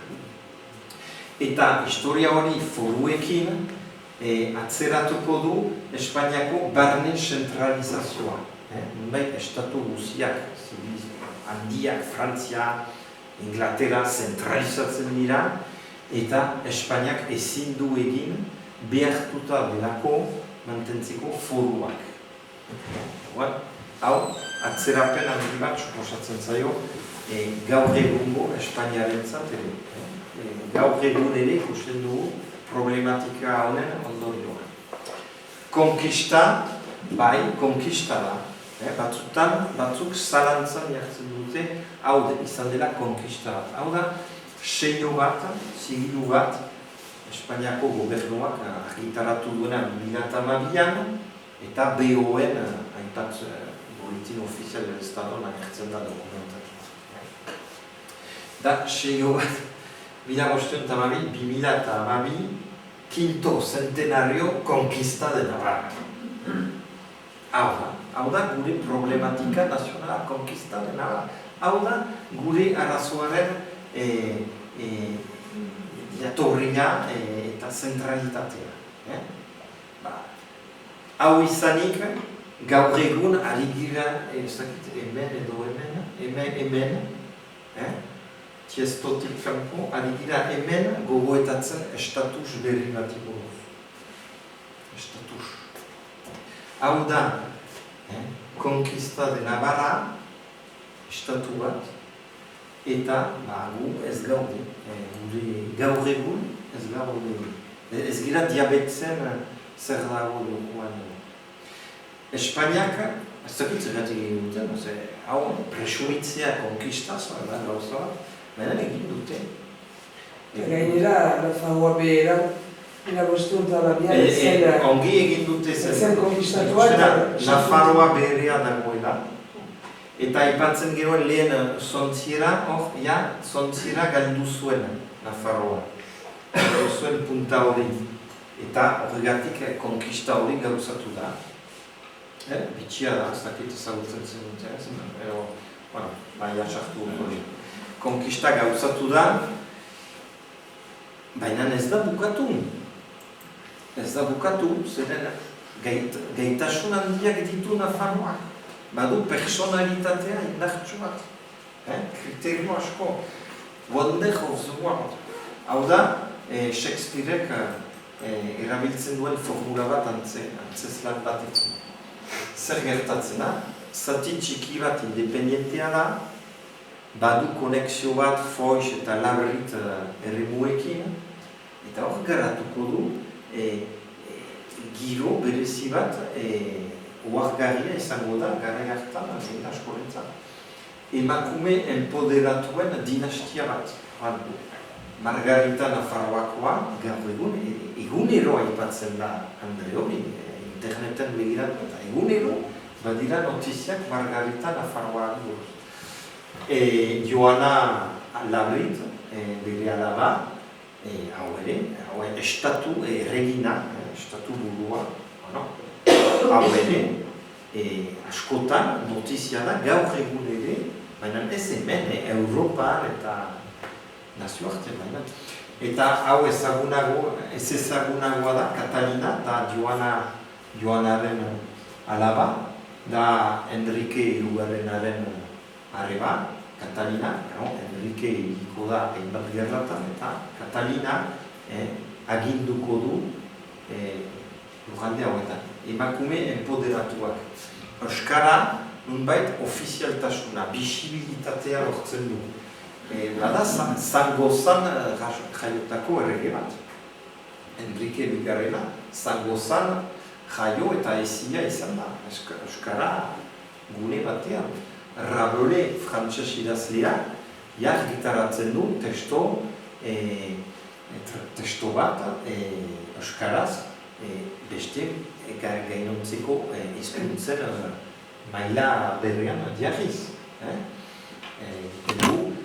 Eztabaida multilingua bat, Pantagruel liburuan, eta euskara dago naturaltasunez, baina zergatik Nafarroa independentzia delako. Etxeparek argitarazten du, ezagutzen dugu. Eta Leizaraga zer egiten, testamentu berria itzultzen du. Testamentu berria itzultzea da debekatua, aita sailduak ez du hori onartzen, hau ez dago eskubiderik hori egiteko. Eta egiten du bere kabuz, ez, Joana Hirugarrenak agintzen dio. Ni naiz Nafarroako erregina eta behar dut, zen protestanta egin dira, behar dut nire hiritarrak izan dezaten gaitasuna irakurtzeko bertako hizkuntzan testamentu berria. Bertako hizkuntzan Nafarroa da euskara. Humanismoa bada bat deitzen da, esango genuke Pedro Morentin, da Nafarro berriko bat, berak idazten du gramatika hebraika, idazten du gramatika bat hebreo hizkuntza ikasteko. Zergatik protestantak egin dira, ez dute eman, ez dut zehaztu uste, baina talde hori protestantismoan sartzen da. Eta protestantismoa garai hartan suposatzen du gauzak berplanteatzea, itzultzea, tekstuak bertako hizkuntza, edo lehengo hizkuntzak hobeto ulertzeko gramatika bat idazti, nafar batek egiten du. Lurraldetasuna da kompaktoa, Foix, Labrit, Gaskonia, Novak Populania pixkat. Baina garai hartan konkista eta gero, erabateko independentzia lehengo tarbelaren eremuan geratzen da. Erresuma txiki honek egiten du aliantzak, nazioarteko aliantzak, Marokoko sultanarekin egiten du aliantza bat, Antonio Erregea, da Joanaren senara egiten du, identzen du, embajada bat, Marokora aliantza militar bat egiteko Espainiaren kontra, noski. Eta Joana Labrit, protestanta gisa, aliatzen da, Alemania, Holanda eta Inglaterrarekin, bertako protestanteekin. Nazioarteko eragile bat da Nafarroa.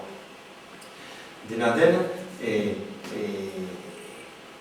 imperio hispano-katoliko hori ez da geldirik geratzen. Nunbait, blindatuko dute muga, nunbait, hasiko da muga modernoa. Baionako Elizbarrutiaren zati bat, Nafarroa zen, konkista ondorioz, gaztela bihurtu da. Baina Baionako apezpikuaren lujandea da, aita sainduak hau konponduko du, eta muga koinzidi araziko du muga politikoarekin. Fetxa honetan. Eta Hispania batua zer da?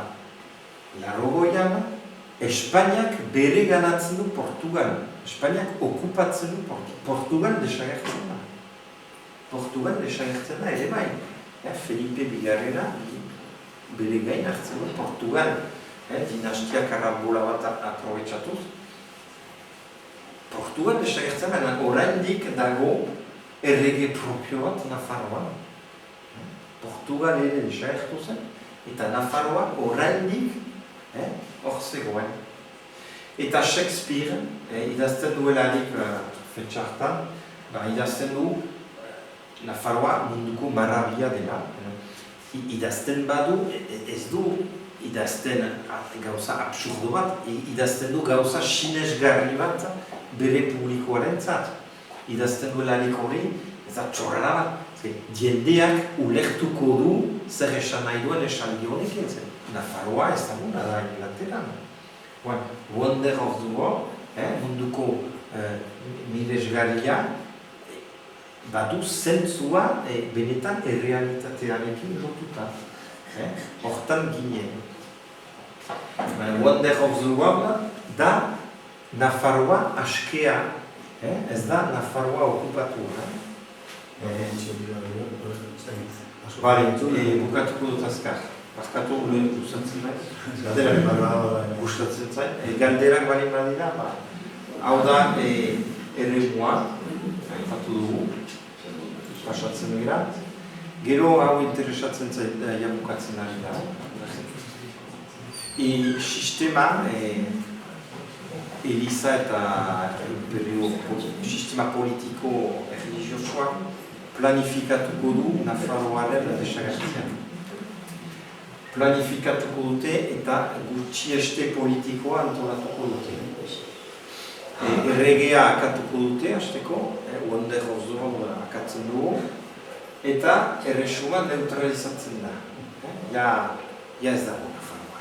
Baina, hau ez da desmontatzen egun batetik bestera. Gerla, Frantzia eta Espainia. Hau, 30 urteko gerla, mugaren militarizazioa eta gero tratua ituna mugaren egonkortzea. Gero, Espainiako ondororiantza gerlan, borboiak sartzen dira Espainian. Gaur egun ere borboiak. Sartzen dira borboiak, eta borboiak zentralistak dira. Zer egiten dute? Espainian daudeare, kentzen dituzte foru guztiak. Planta berriko dekretuak. Ezabatzen dituzte foruak Katalunian, Aragon, Valentzian, Baleares, leku guztien, Gaztelan ere bai. Foru guztiak kentzen dituzte, salbu Nafarroa eta Araba, Bizkaia eta Gipuzkoa. Eta gaizki ulertze bat gertatzen da. Euskaldunok ulertuko dugu ez dutela kendu hori, zen kendu ezinak direlako. Hori da pixkat ideia, hori dira gure foruak, kendu ezinak dira beraz. Bestei kentzen alzaie, baina guri ez. Baina ez da hori, ez da kentzen foru hauek, zen badago Nafarroako gatazka bizirik, Nafarra txiki hori, behartzen du Espainiako erregea, nahiz eta borboi izan Frantzian eta Espainia, behartzen du mantentzea estatusku hori. Euskal foruak ez dira onkitzen, besteak bai. Orduan, kasik 150 urte Euskaldunok pentsatuko dugu gerla karlistak arte gure foruak uki ezinak egina. Eta oker gaude. Zeren Frantzian gertatzen da irraultza bat, Frantziak ospatu zuen hori. Irraultza bat, eta irraultza ahazten du legitimitate eta ezabatzen du Nafarroa. Erabakitzen du, Nafarroa ez dela existitzen. Ezabatzen du, ezago. Bi saiotan egiten da, eta Nafarroa desagertzen da, hau da Nafarroa askea. Wonder of the World hori, desagertzen da Frantziako irraultzaren dekretu baten bidez. Eta Nafarroa okupatua, ikusirik Nafarroa askea desagertu dela, Nafarroa okupatua eta ondoko provintzia, joango dira degradatzen, eta Nafarroa bihurtuko da provintzia, eta Araba, Bizkaia eta Gipuzkoa eta Nafarroako foru guziak kenduko dituzte. Eta hau da gutxieste politikoa, eta aipatuko dut gutxieste morala. Bada hasiera batean sorgile iza basati bat, eta gero kontrarreforma da, protestanteak izan ginen, piskat, hau da pekatu handia, gora aipatuko dira Euskaldun eredugarriak. Euskaldun eredugarriak piskat ideala izateko Euskaldun guzientzat. Ignacio Loyola eta Francisco Xavier sainduak izendatuko dituzte. Hogeita bian. Nafarroa neutralizatzen da hogean, Wonder of the World neutralizatzen da hogean, eta hogeita bian Loyola eta Xavier izendatuak dira saindu. Gero provintzialismoa hau interesatzen zaio imperioari, beda, ez etzigetea estatua okupatu bat inguruz, hobeda provintziak aipatzea. Lan hontan Asularek badu zer ikusirik. Asular da euskal idazlea, ona eta interesgarria, baina Asularek idazten du Elizaren alde, idazten du kontrarreformaren alde, eta idazten du Frantzia eta Espainiaren ordenaren alde. Eta Asular bultzatzen du provintzialismoa bere idazkiekin. Eta iristen dira pentsatzea gure lurraldearen fragmentazioa naturala dela. Gira zazpiak bat. Fragmentazioa naturala. Eta dialektizazioa, Leizaragak itzuli du testamentu berria. Alemanian itzuli dutelarik testamentu berria, hizkuntza hori, erabilitako hizkuntza, bihurtu da Alemaniak klasikoa. Guk itzuli dugu testamentu berria euskarara, eta Elizaren eta kontrarreformari esker, ahaztu dugu Leizaraga, ahaztu dugu hizkuntz lan hori, hizkuntz klasiko hori, eta ez hori bakarrik, baina bultzatuko da dialektizazioa. Dialekto bakotsak izango du bere literatura propioa, eta puztuko dira inkomunikazio natural bat sortuz. Integratzen dugu Euskaldunon artean ezin girela ondo ulertu. Baina bada lan bat honen atzera. Hau da gure, ezagutzen duzuen, gure eremua, aipatu nahi nuke ere, existitzen da beste orden juridikoa, dira Elizbarrutiak, erromataren garaitik datozenak. Eta kontutan hartzeko, baina azkarago egingo dut. Eta hau dukatzeko, aipatuko dut, piskat, da gaixen siblea, Nafarroa eta xabinismo kolektiboa. Bi tendentziak ari dira solapatzen. Bat da betiko Nafarroaren dinamika,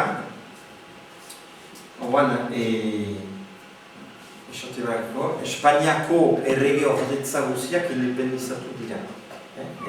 Birreinato, independizatu dira denak, Nafarroakoa ezik. Gertatuko da, denak independizatu balin badira, pentsa dezakegu agian Nafarroakoa ere independizatuko dela. Bada problematika Nafarroaren inguruan. Baina irtenbide gabeko saioak sortuko dira, karlistadak, foruen gaizki ulertzea, pentsatzen dugu uki ezinak dira, zugu ulertzen hau lotuta dagoela Nafarroari. Egiten du mantxinada bat, karlistada, lurraldea askatzen dugu erabat, aizatzen ditu, kanporatzen dugu espainola, kontrolatzen dugu lurraldea, baina kargu supremo okerra izendatzen dugu. Izendatzen dugu Don Carlos. Eta Don Carlos ez du balio guretzat. Don Carlos da espainol bat, Espainiako erregea izan nahi duela. Guk askatzen dugu Nafarroa eta gainontzeko lurraldeak, eta izendutzen dugu Don Carlos. Ez du funtzionatu. ez du funtzionatu, eta alferrik izan dira karlistarak, bi aldiz gainera, ez behin, hankasartzea behin ulertu daiteke, gu bi aldiz egiten dugu. Dena den, bada gauzo bitxia, hor, gerra karlista ondoren, Espainia mailan garatzen da konzeptu bat, konfederalismo, eta, 83an, Nafarroako estatuaren konstituzioa planteatzen da, Nafarroatik. Zer da Nafarroa? Nafarroa da Nafarroa, gehi Errioxa, gehi Baskongada, gehi iparraldeko Nafarro guzia. Hau da, pixkat, estatu bat, lujaldetasun batekin, 83an. Eta gero, Gamazada gertatzen da, eta ahaztu dut, gehitu behar duen, hor ere gertatzen da, hor da, bakatu, Borboi handien iraungitzea.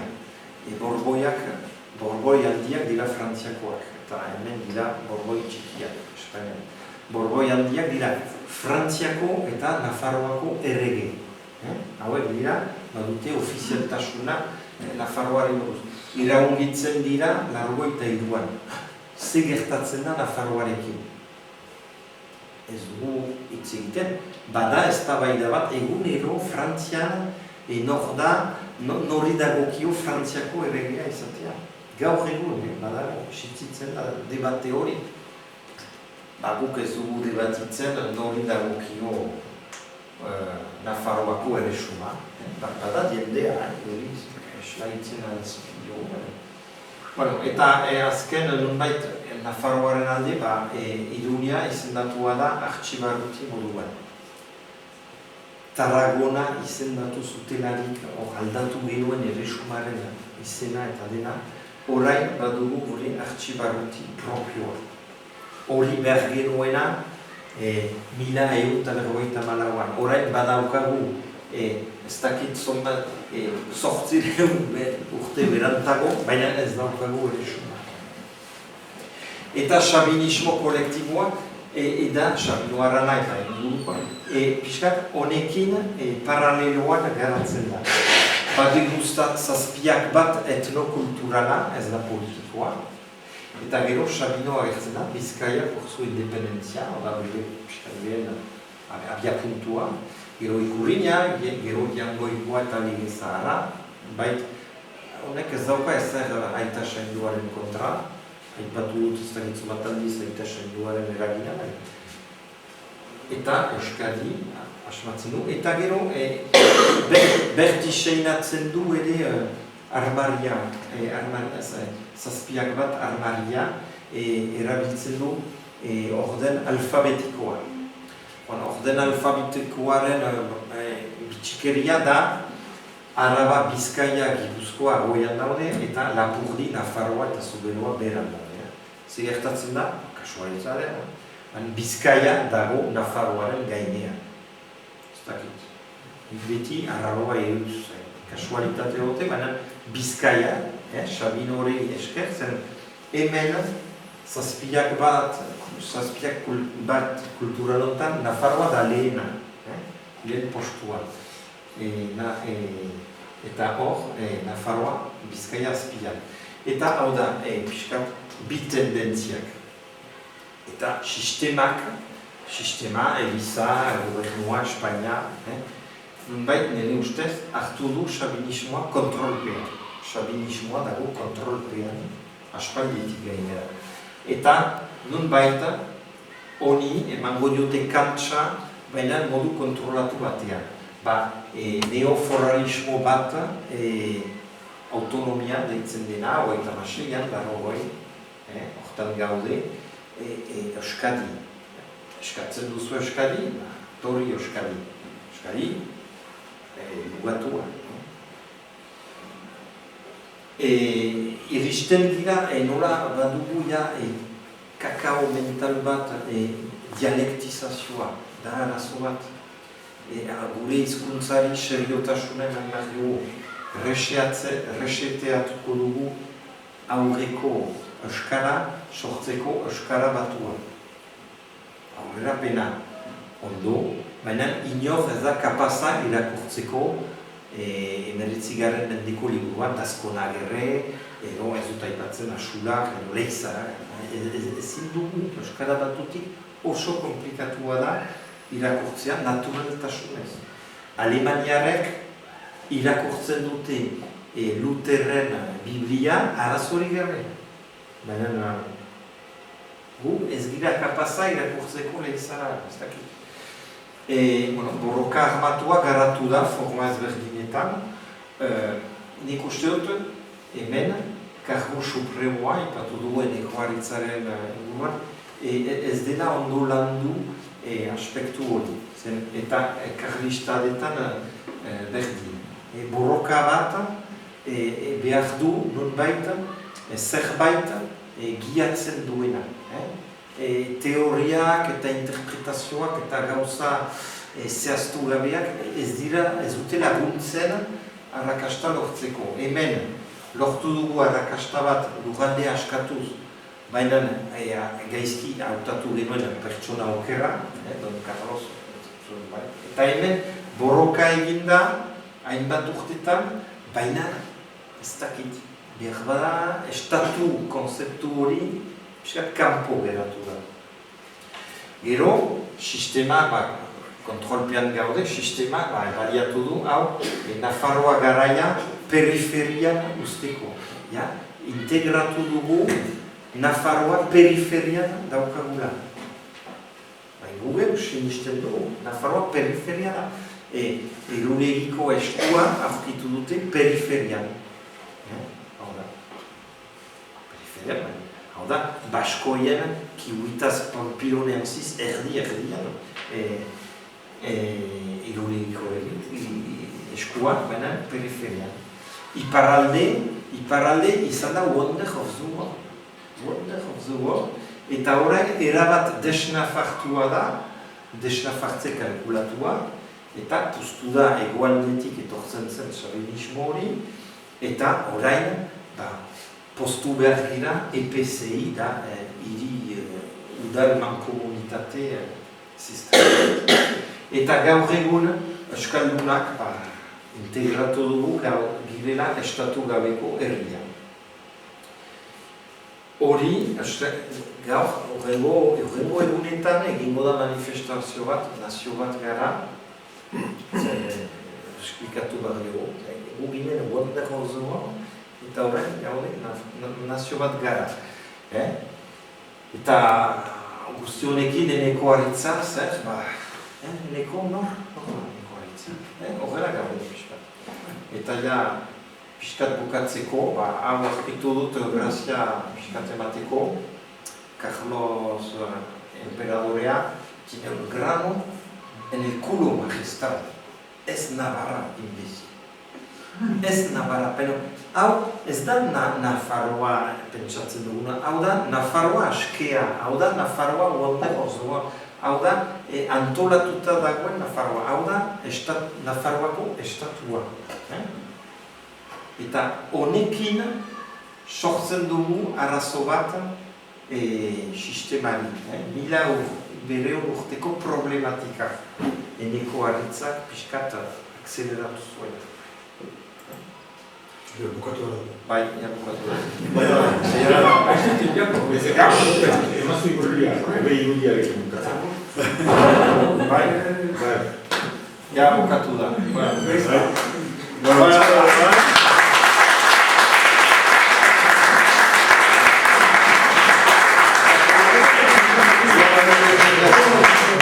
Udaletxeak langileak dekoz da beratzen botako. Bakarrik gogoratu, datorren astean, ordu eta leku bardinean, ungo dugule beste itzaldi bet, mentxakatorrek ikozku, berak ekarri esku 20 garrependera arte, eta honekin dago 20 garrependera handuko da. Datorren astean ikusko gara.